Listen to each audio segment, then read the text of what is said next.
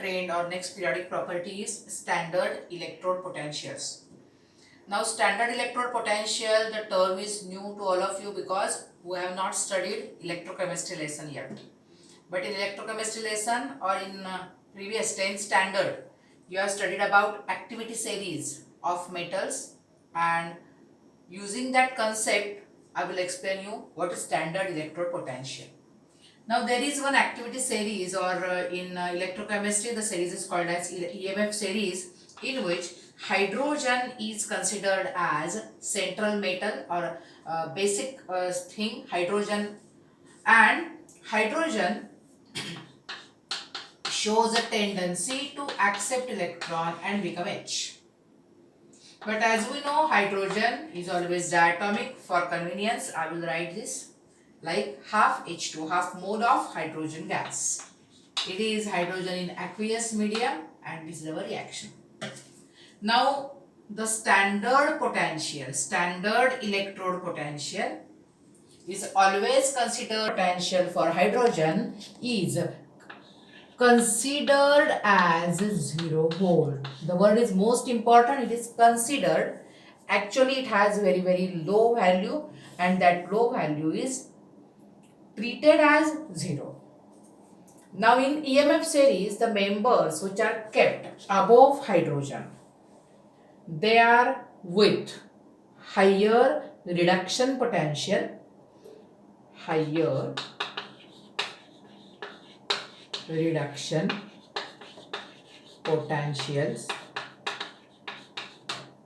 as compared to hydrogen, and the members which are kept below hydrogen, they are with lower reduction potentials. काळजीपूर्वक समजून घ्यायचं आहे. Standard electrode potential of D block series बद्दल मी बोलते तुमच्याशी. तत्पूर्वी आपण बघतोय की what is standard electrode potential. Standard electrode पोटेन्शियलसाठी मी तुम्हाला ईएमएफ सिरीज थोडी एक्सप्लेन करते. ईएमएफ सिरीजमध्ये बेसिक सेंट्रल किंवा रेफरन्स म्हणून आपण हायड्रोजन घेतो. Hydrogen ions when undergo reduction they produce hydrogen gas by gaining of 1 electron, आणि त्याचं स्टँडर्ड रिडक्शन पोटेन्शियल 0 व्होल्ट आहे, considered as 0. It is not actually 0. The members which are kept above hydrogen, they shows higher reduction potentials. याचा अर्थ असा होतो they undergoes reduction easily as compared to hydrogen. आणि lower members आहेत त्यांचं reduction potential लेस आहे as compared to hydrogen. याचा अर्थ होतो they undergoes reduction with difficulty, किंवा त्याचा अर्थ होतो they undergoes oxidation easily. तुम्हाला जसं पाहिजे तसं तुम्ही त्याचा विचार करू शकता. म्हणजे ज्याचं रिडक्शन होणं इझी आहे, अर्थात त्याचं ऑक्सिडेशन होणं डिफिकल्ट आहे असं आपण म्हणतो. आणि म्हणून the members which are kept above hydrogen, the members which are kept above hydrogen, they undergoes reduction easily, therefore they are good oxidizing agents. And the members which undergo oxidation easily or which are very difficult to get reduced, they are called as good reducing agents. आता आपण जे D block elements बघणार आहोत त्यांचं याच्यात या 2 सेक्शनमध्ये आपल्याला क्लासिफाय करायचं आहे. त्यांना आता मुळात आधी अगदी कॉमन थिंग आहे की metals shows tendency to lose electron. Metals are good reducing agents. Metals shows low IE value as compared to non metals. या सगळ्यांमुळे तुम्हाला असं कॉमनली कळूनच जाईल की आपले जे मेंबर्स आहेत म्हणजे डी ब्लॉक मेंबर्स आहेत ते सगळे बिलो हायड्रोजन असले पाहिजेत. म्हणजे ते सगळे गुड रिड्युसिंग एजंट्स असले पाहिजेत, किंवा ते सगळे इझी टू ऑक्सिडाइज असले पाहिजेत. तर अगदी काही चुकीची कन्सेप्ट नाही आहे. खरं तर 90% मेटल्स हे 90 का 95% मेटल्स हे हायड्रोजनच्या लोअर पोर्शन मध्ये आहेत. दे shows negative reduction potential, that is they shows positive oxidation potential, that is they undergo oxidation easily. तर बिलो हायड्रोजन जे मेंबर्स आहेत ते इझी ऑक्सिडाइज होतात. आता ते कुठले कुठले मेटल्स आहेत तर मी तुम्हाला सांगते की जवळजवळ सगळे, म्हणजे एकूण डी ब्लॉक मध्ये तुला 40 मेंबर्स मिळतील. 40 कसे आठवत आहेत का बघ. 4 पिरियड्स म्हणजे 3D series, 4D series, 5D series, 6D series, हे 4 पिरियड झाले. आडवे तुझे group number 3 to group number 12 म्हणजे ते 10 झाले. हे 10 हे 4 म्हणजे 40 मेंबर्स आहेत. Out of 40 with few exceptions all shows positive oxidation potential values और निगेटिव्ह रिडक्शन पोटेन्शियल व्हॅल्यूज. पण काही मेंबर्स इकडे मी वरती लिहिणार आहे. ते मेंबर्स कुठले कुठले आहेत ते बघ. ते मेंबर्स आहेत copper, silver, gold, mercury, platinum. हे जे मेंबर्स आहेत copper, silver, gold, mercury, platinum, these members are kept above hydrogen. This indicates these members do not show tendency to undergo oxidation easily. खूप महत्वाची गोष्ट आहे. हे फार चांगले काय म्हणू शकतो आपण, फार चांगले रिड्युसिंग एजंट्स नाही आहेत. तुमच्या लक्षात येईल हे कोण आहेत तर सिल्वर आहे, गोल्ड आहे, मर्क्युरी आहे. तर सिल्वर, गोल्ड, प्लॅटिनमला तर आपण नाव देतो नोबल मेटल्स, म्हणजे जे आहेत तसेच राहणारे. They don't show any tendency to undergo oxidation, they remains as it is. तर आता याचं रिझन मी तुम्हाला सांगणार आहे, पण मेंबर्स लक्षात घ्या. Copper, silver, gold, mercury, platinum, they are kept above hydrogen in EMF series. हे लक्षात ठेव. आता हा फरक काय आहे, जे मेंबर्स हायड्रोजनच्या वरती आहेत EMF सिरीज मध्ये किंवा ज्यांचं रिडक्शन पोटेन्शियल हाय आहे ते कसे वागतात आणि ज्यांचं रिडक्शन पोटेन्शियल लो आहे ते कसे वागतात हे तुला मी सांगते. जनरल ट्रेंड मध्ये द मेंबर्स विच आर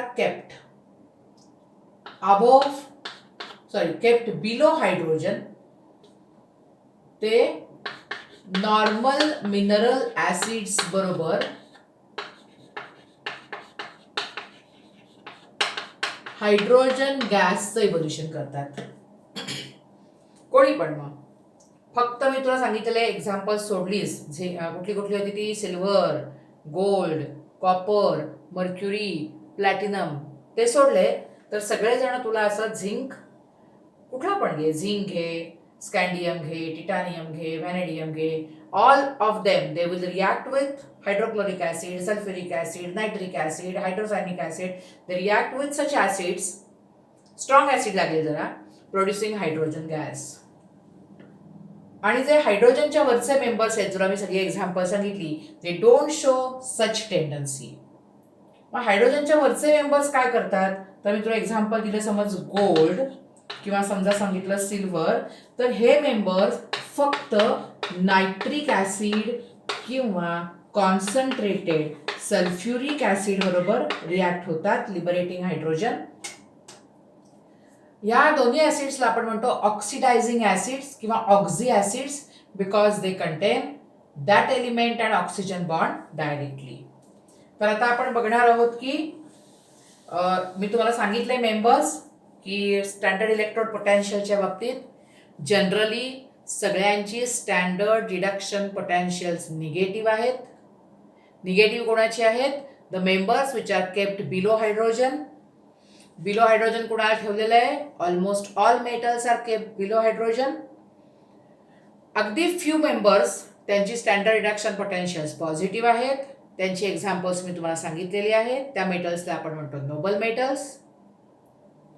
ते नोबल मेटल्स फक्त नायट्रिक ॲसिड आणि कॉन्सन्ट्रेटेड सल्फ्युरिक ॲसिड बरोबर रिॲक्ट होऊ शकतात. बाकी कुठल्याही मिनरल ॲसिड बरोबर ते हायड्रोजन गॅस लिबरेट करत नाहीत. आता असं का होतं, किंवा हे जर मेटल्स असतील तर ते कुठल्या टाईपचे मेटल्स आहेत, whether they are good metals, whether they are strong metals or not. तर डी ब्लॉक एलिमेंटचं मेटॅलिक कॅरेक्टर हे एस ब्लॉक एलिमेंटच्या मेटॅलिक कॅरेक्टरपेक्षा पुअर आहे किंवा दे आर वीकली मेटॅलिक. तर why D block elements are poor metals, तर तुम्हाला कळेल की तुम्ही जसे लेफ्ट टू राईट येता तशी आय ई व्हॅल्यू इन्क्रीज होते. मग जर आय ई व्हॅल्यू इन्क्रीज व्हायला लागली तर ऑब्वियस आहे tendency to lose electron goes on decreasing. आणि म्हणून पहिली गोष्ट की डी ब्लॉक एलिमेंट हे एस नंतर येतात आणि म्हणून त्यांच्या आय ई व्हॅल्यू इन्क्रीज होतात, tendency to lose electron decrease होते, मेटॅलिक कॅरेक्टर डिक्रीज होतं. सेकंड थिंग आहे त्यांची हीट ऑफ व्हेपरायझेशन किंवा heat of hydration. Heat of vaporization किंवा हीट ऑफ सब्लिमेशन ही खूप हाय आहे. आता ह्याचं रिझन काय आहे, तर as you go from left to right जशी आय ई व्हॅल्यू इन्क्रीज होते त्याचबरोबरीने ॲटॉमिक साईज डिक्रीज होतो. ॲटॉमिक साईज डिक्रीज झाल्यामुळे they get arrange, they get fitted perfectly in lattice. आणि आपण असंही बघितलं होतं की त्यांच्याकडे कोव्हॅलंट आणि मेटॅलिक दोन्ही बॉन्डिंग असल्यामुळे त्यांचे लॅटिस असे स्ट्रॉंग आहे, त्याच्यामुळे त्यांचं सेपरेशन, त्यांचं ॲटोमायझेशन करणं डिफिकल्ट आहे. And because of all these things their tendency to lose electron is लेस.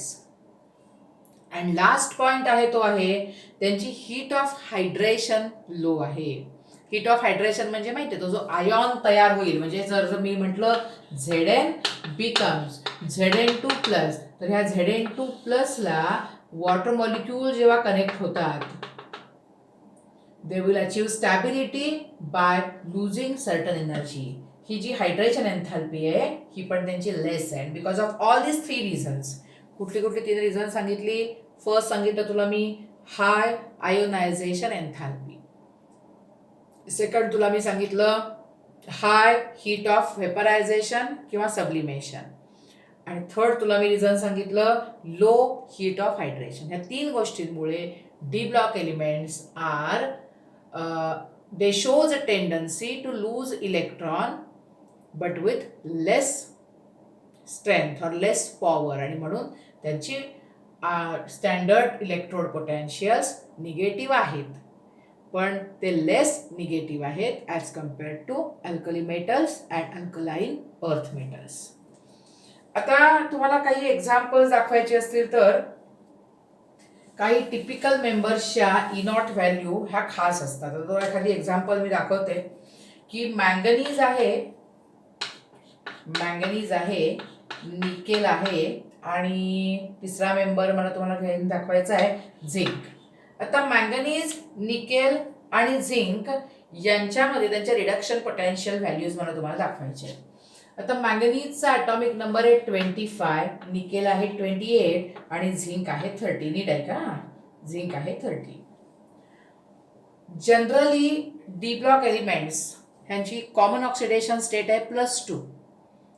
कुठलाही विचार आपण जेव्हा करतो ट्रान्झिशन किंवा इनर ट्रान्झिशन मेंबर्सचा, तेव्हा आपण general oxidation state, common oxidation स्टेटचा विचार करणार.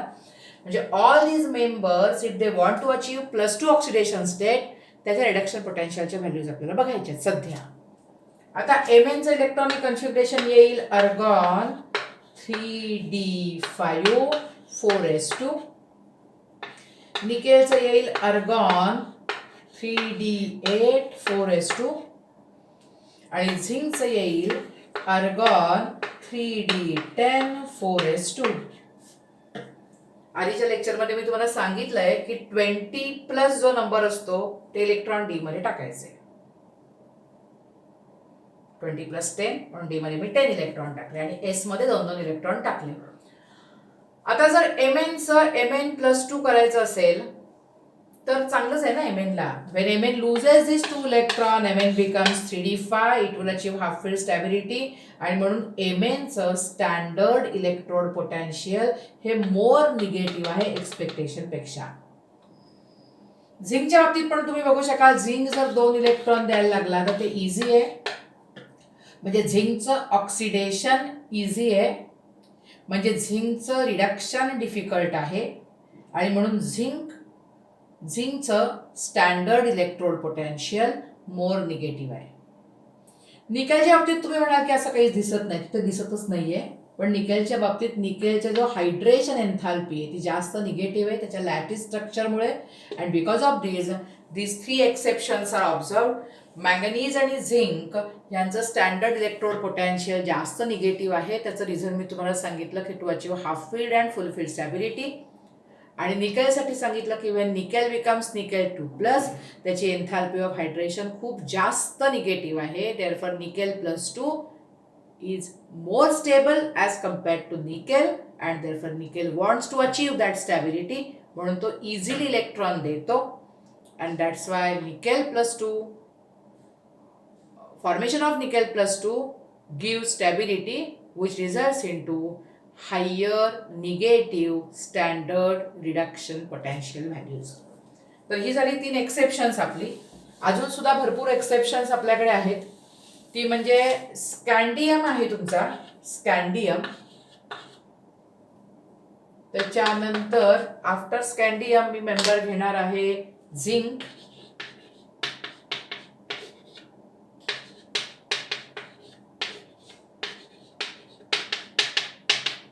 स्कॅन्डियम नंतर झिंक, नंतर आयर्न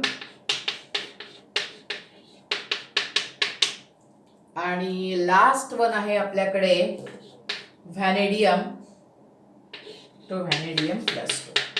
ह्या सगळ्यांमध्ये आपल्याला जी काही एक्सपेक्टेशन्स आहेत त्याच्यापेक्षा काहीतरी गोंधळ आहे, त्यामुळे हे मेंबर्स नीट बघून घ्या सगळ्यांनी. पहिल्यांदा मी तुम्हाला एक्सप्लेन करते कन्व्हर्जन ऑफ स्कॅन्डियम +2 चं कन्व्हर्जन करायचं स्कॅन्डियम +3 मध्ये. ऍक्च्युअली डी ब्लॉक एलिमेंटची कॉमन ऑक्सिडेशन स्टेट +2 आहे. ती कॉमन ऑक्सिडेशन स्टेट जर डिस्टर्ब झाली तर ते करणं डिफिकल्ट असलं पाहिजे खरं तर. पण स्कॅन्डियम +2 when it becomes scandium +3, this conversion is very much easy.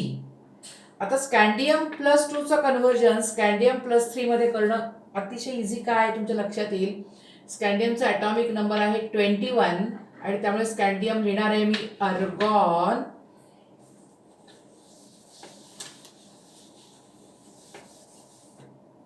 स्कॅन्डियम +2 चा स्कॅन्डियम +3, argon 3d1 आहे स्कॅन्डियम +2 आणि स्कॅन्डियम +3 बनेल argon. अर्थातच तुम्हाला कळतं की to achieve noble gas stability, to achieve inert gas core, scandium +2 will lose this electron very easily and it becomes argon. हे conversion खूप इझी आहे, त्याच्यामुळे हे ऑक्सिडेशन इझी आहे, त्याच्यामुळे हे रिडक्शन डिफिकल्ट आहे, त्याच्यामुळे रिडक्शन पोटेन्शियल मोर निगेटिव्ह असतं. आता Zn2+ converted into Zn3+. If we want to convert Zn2+ into Zn3+, it is highly impossible because when Zn is Zn2+, it is argon 3d10, and to convert argon 3d10 into argon 3d9 is practically impossible because full-field stability is to be disturbed, and therefore this oxidation is impossible, indicates by gaining electron this reduction is possible, and therefore standard reduction potential of Zn+2, standard reduction potential of Zn+2 is less negative. तर हे आपण exceptional cases बघितले आणि this is all about oxidation states and standard reduction potential or standard electrode potentials of D block elements. बऱ्याच exceptions बुकमध्ये दिलेले आहेत, तेव्हा NCERTचं बुक परत परत 3दा 4दा 5दा वाचायला पाहिजे आणि त्याच्यानंतर या गोष्टी समजतात. ठीक आहे.